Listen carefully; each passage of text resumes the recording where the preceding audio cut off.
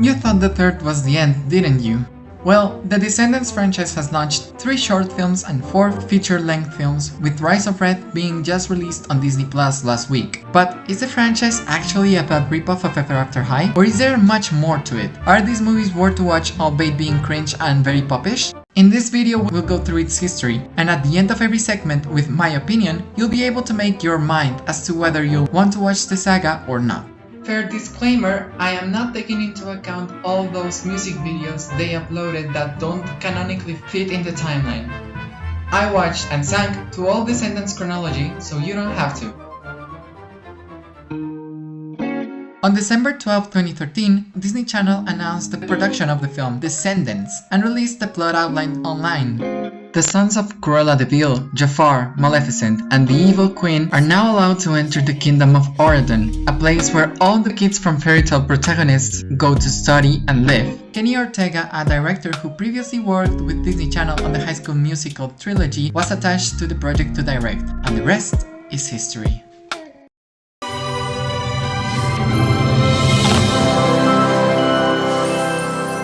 The first Descendants is entertaining, very iconic, but also cringy, convenient and nonsensical. Some questionable VFX and questionable performances, especially coming from Jay and the Beast, so we'll see how they do in the next movies. I was left with a lot of questions while watching it, like, why is the magic also kind of forbidden in Auradon? Why do you live like normal people? Why did you select this group of guys specifically from the Isle? Why is Jafar a thief? Who created the internet and video games in this universe? And most importantly, why is it so long?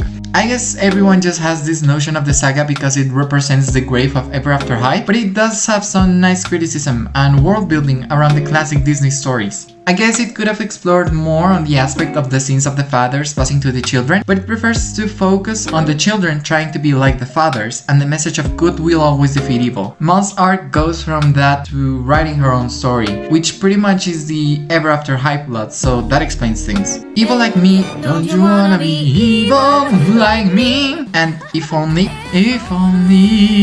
yeah, are so different to each other because one is what Maleficent puts onto her, while the other is what Mal yearns in her life, which is also pretty good, but I wanted more. It needed to be more acid, more sassy, you know? At least Christine Chenoweth is having a blast. I follow her on Instagram, she's great.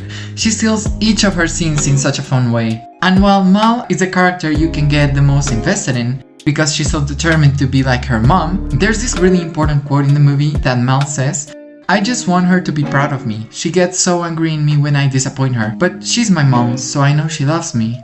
Jay also learns how to trust in others. Carlos becomes less naive, and Evie learns that her beauty is also on the inside. Jay and Evie are just too malleable for some reason.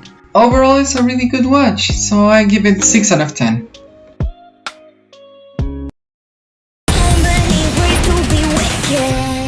Descendants 2 starts with a banger. W-I-C-K-E-D.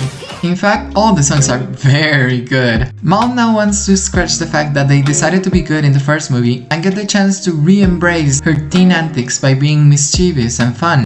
Now, I can't judge this one as hard as the first movie because that one already built up the world, although the cringy dialogue and conveniences are still there. The biggest question I have with this movie is, why are the new relationships so rushed? The developments are only noticeable on Mal and Ben, exploring their villainous side, while the other characters are much more of a means of completing their arcs of finding balance and acceptance. And another one, why do they now have fencing competitions if not just for the "It's Going Down" musical number? Let's go, bring it on. Better give us what we want. It's the crown. If you don't, it's going down. Let's go, make your move. Piece of war is up to you. Put your swords on, put 'em on. It's going down. But let's talk about what really matters here. Uma. What's my name? Tell them who's in charge so they don't forget. What's my name? What's my name? Say it louder. What's my name? What's my name? Feel the power.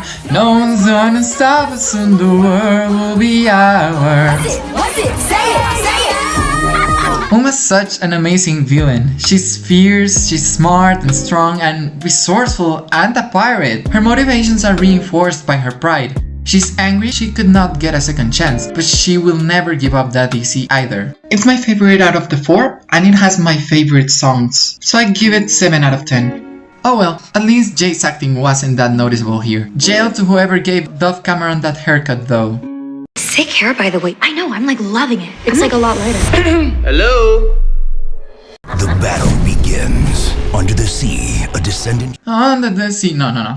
This is not it. This is a really long music video following the ad for the third movie where Hades calls for Mal, which I really love. I don't get why would they set it up like that, or why are the effects so much worse here. But my biggest complaint is that this interlude has the only cover in the whole saga, as if it was a gleeification, even though it doesn't make any sense besides giving more material for the fans to say Mal is gay. I couldn't decide between a 3 and a 4, but let's just stay at 4.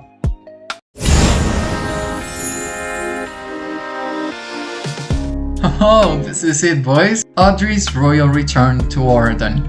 This short shows the process of making Audrey's new look while she gossips with the spa worker about the first 2 movies, and I really love how sassy she is, and thus this short gives us even more reason to make her a villain. Unfortunately, those transitions between film and spa footage are a bit tough to watch, and there's some nonsensical things like why would you gossip if the other person is barely listening to you, or why does Uma's soundtrack play while she's recapping the first movie.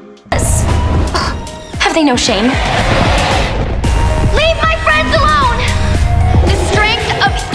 I enjoyed it a lot though. I do think she deserves more than a chat, to be honest. 8 out of 10 for my girl Audrey! Though Mal's worst enemy might be herself. She got bangs! In Descendants 3, we've come a long way, and the first song shows that. It's good to be bad, because bad people can turn into good like them. Again, my problem in the first movie, why do you pick these kids? DC, I get it, she was in the previous movie, but the Sons of Smithy? At least, Dr. Facilier's daughter has charisma.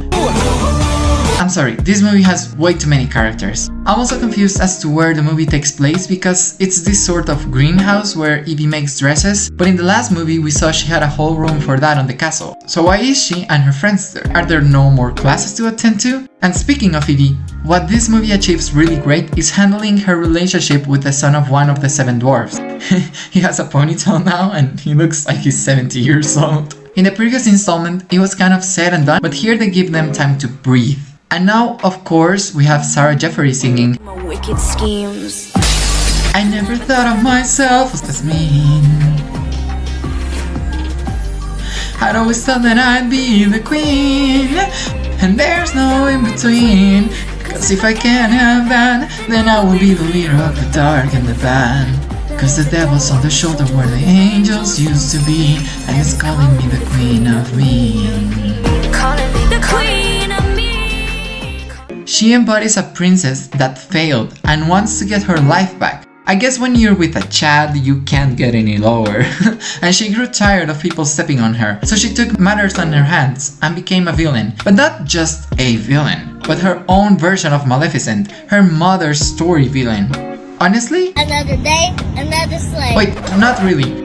After her big first attacks, she just hides in a cottage for the rest of the movie. That was disappointing. And of course, we have Cheyenne Jackson singing.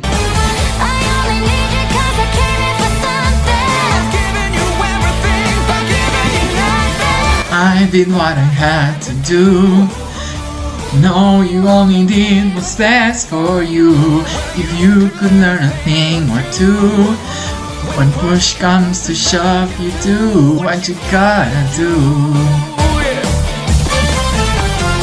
I only knew him from American Horror Story, but he steals the show as Hades. Now, let's talk about Mal. If you've seen the video so far, you know I've enjoyed her arcs, but in this one, she and Evie are more of dormant protagonists and hand the screen time to the new kids. Mal's the first one to propose closing the barrier that separates Auradon and the Isle of the Lost for good, so learning that it's good to be bad is pretty predictable. especially because what controls her isn't the unknowing but fear, and since she also becomes engaged and an elder in this movie, they could have played along with her storyline on the second movie, with her facing pressures with all the changes and fearing she's getting old or maybe even too good, maybe in a way of becoming a mentor for the new kids, so that the ugliness spell Audrey casts on her affects her development more. Instead, the movie focuses more on the plot, which helps with the cringy dialogue, and Mal learning the power of friendship, that the enemy of my enemy is my friend, when fighting a greater evil. In some way, the message of finding balance between good and evil from the previous movie repeats here. It resolves really easily, and it's entertaining, yet a bit laughable.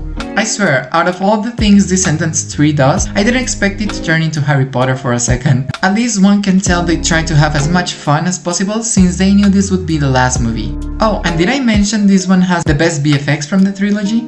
I give it 5 out of 10.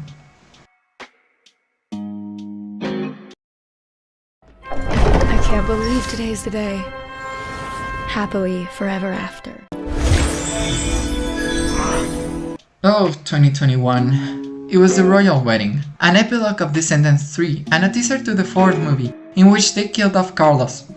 Yep, they just did that. I just think the animation is pretty cute, the song is pretty cute, and at least original, the colors are pretty cute, but it's an excuse to bring a bunch of characters together for a really underwhelming wedding. And also Maleficent behaves really well for some reason. I hated the dog and the designs. For a franchise that has cool costumes, here they looked really bad. And don't try to fool me, that stupid fairy godmother can't officiate a wedding.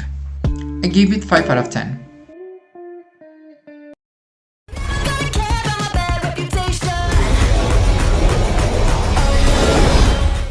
I'm a rebel, I'm a menace, I'm a one girl riot. Yeah. Rise of Red. Okay, 2 things to start off with. First of all, this is the TikTokification of the franchise. The casting, Rita Ora and Brandy, will delve in her furthermore, are amazing, as well as their young versions, but it's kinda weird that the young cast has a lot of noticeable figures from other TV shows. I'm talking to you, High School Musical, the series. The editing is very dynamic and really forced, like boom, bam, shablam, pay attention, skibbity kid. Too bad the choreographies aren't as energetic and dynamic as Kenny Ortega's. And the song's even more rapish and auto-tuned than in the previous installments. It's much more modern and doesn't really feel like an original Disney Channel movie that would have been aired in the previous decade. And this is just me ranting about the songs a little bit, but in the way of how Descendants has always have this pop core, the songs here are pretty good. They are rather catchy, at least in the choruses, and very interesting to listen to. It reminds me in a way of the Mean Girls musical, because the movie per se it's not very good, but the songs do kinda slap. Now don't get me wrong, it's not like any of these can win to any of the Descendants 2 soundtrack, but it still kinda holds up, because for this part it's just rap. Saw through her, Cinderella and I were classmates. No way. I spent way too much time in this place, so I had to escape. Okay. The people here might smile, but they're two-faced and too fake. Wait. But then when it hits hard.